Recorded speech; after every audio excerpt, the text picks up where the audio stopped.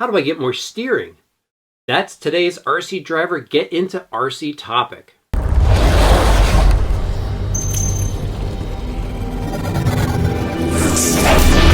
How's it going, everybody? Greg with RC Driver here. Now, that question actually came in from one of our viewers, and it is a great question that a lot of newbie drivers have. And today, I'm going to show you all the different things that you could do to get more physical steering out of your car. I'm not going to talk about setup. I'm going to talk about what to do with the radio system, how to adjust the linkages and the servo on your car so you guys get some more steering. To do that, head over to the workbench. I'm going to show you up close what you need to do to get more steering.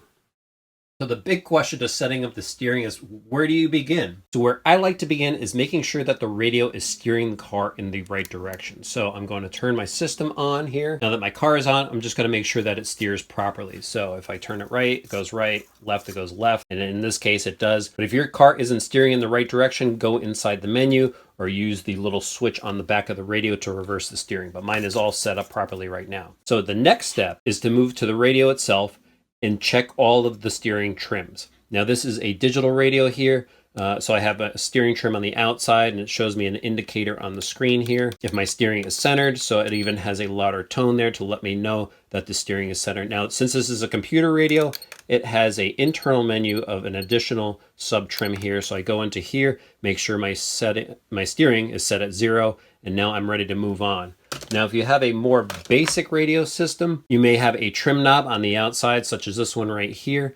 And as you could see, there's no little ticks on the outside of the knob to indicate, where the steering trim is at. There's just a little mark on the knob itself. So what I do is I just rock that trim knob back and forth, basically find where the center is. On this one, the little mark drops basically straight down. So I know that is now centered and I'm ready to move on to the next step. Now that I know my radio is set to neutral, I come over here to the servo arm, I take it off, and I make sure that it is perpendicular to the servo. Now, most cars use a setup where the servo arm is perpendicular to the servo. There are a few where the servo arm needs to be offset. So just make sure you follow the manual of where the manufacturer suggests the arm needs to be when the servo is at its neutral point. Now, what happens if your servo horn is not perpendicular to the servo? Now, a couple of things you could do is you could pull the servo horn back off and turn it one spline tooth over to see if it could center. But there's some instances where it's just not going to be perpendicular. And that's where you go over to the radio and start with the sub trim. If you have a digital radio, adjust your sub trim to make sure that that steering is centered. So I'll come in here and I'll make a fine tuning adjustment. You can see the servo moving in very small increments. I'll just make sure that it's centered, and there we have it right there, and I'm ready to move on. Now, if your radio system doesn't have a sub trim, that's when you just use the regular trim to make sure that servo arm is sitting perpendicular to the servo. Now with the servo horn perpendicular to the servo, I could start moving farther out to make sure that the rest of my steering is set up properly. So the next step is to make sure that the servo horn and the servo arm are parallel to each other. And that's where this link adjustment comes into play. So you're going to want to adjust this link to make sure that these two are parallel, so the servo gives the steering arm even throw in both directions. Once this link is set up so the two are parallel, then your cranks should be centered. And now from there on, I could adjust my steering tie rods to make sure that I have the right amount of toe, depending on what I want. But as long as this is all set up nice and square to each other, everything should result in maximum throw. Now with my servo set up properly, my bell crank set up properly, it's time to move on to the endpoints in the dual rate adjustment. So I start off with the dual rate adjustment, and what I like to do is I like to set it at 100. So that means it's giving 100% left throw and 100% right throw. Once that's set, I move into the endpoint adjustments. So on this particular radio, I'm just going to give it a click, and I'll be able to turn the wheel to select which direction I want to adjust. And as you can see, I'm at 100% here, and I'm going to start turning it up to gain more steering. And what I'm doing is I'm watching over here to see when the servo locks out the bell cranks. I could also look down in here at the steering knuckle to make sure that the steering knuckle isn't pressing too hard into the carrier. You want to make sure they just touch. If you go too much farther, it's going to start straining your servo, and that's when you could possibly burn out the servo.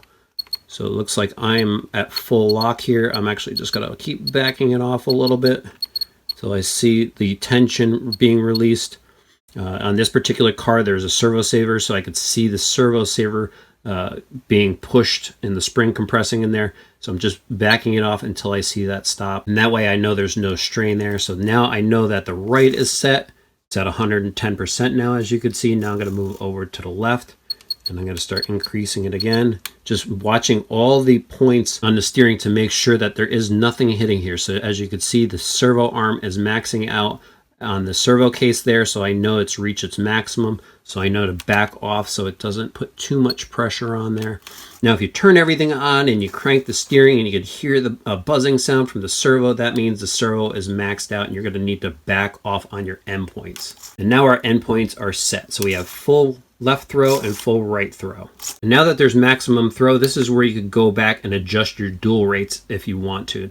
Now, as I adjust the dual rate, you could see both the left and the right steering are adjusting at the same time. That means you're getting equal throw left and right. So some of you may not have a digital radio system and you may have a less expensive budget model radio such as this. Most radios now have a dual rate on them, and that's where your steering adjustment is going to come in. So you could crank up your dual rate all the way and you'll get that full left and right throw. So there may be instances where you do go through all these steps to make sure everything is set up properly and you still don't have enough steering out of your budget radio system. Well, that's when you may want to consider a different servo horn. So take, for example, this servo horn on this car right here. As you can see, there is a number of holes on here. We have a lower hole and we have an upper hole, and the servo arm or servo horn is basically like a lever. The farther you move the pivot point out on the lever, the more steering throw you're gonna get. So as you can see, I have it at the top hole here, and this is giving me maximum servo throw. So if you have a short servo horn on your car, maybe switching over to a longer servo horn will give you that extra steering that you need. A couple of additional factors to consider is possibly that maybe your steering servo just isn't strong enough. Now, a lot of entry-level servos, they do not have a lot of torque to them. So you may want to consider upgrading your servo to a higher torque servo that will give you that steering speed and torque. And finally is to consider tightening down your servo saver adjusting nut here. There are a lot of servo saver systems out there in bell cranks where the spring is too soft and it collapses. You want to tighten down the adjuster nut here, and this will prevent the servo saver from having a soft feel and possibly not giving you a lot of steering. You generally don't want to tighten the servo nut down all the way so you lose the benefit of the servo saver. If you do have a very high-end servo, you may want to consider it if you're not worried about damaging your servo. But you do want a little bit of give there just for that protection. So with just a little bit of time on the workbench, setting up your steering, getting to know your radio system, you're going to be able to head outside and carve some really tight turns.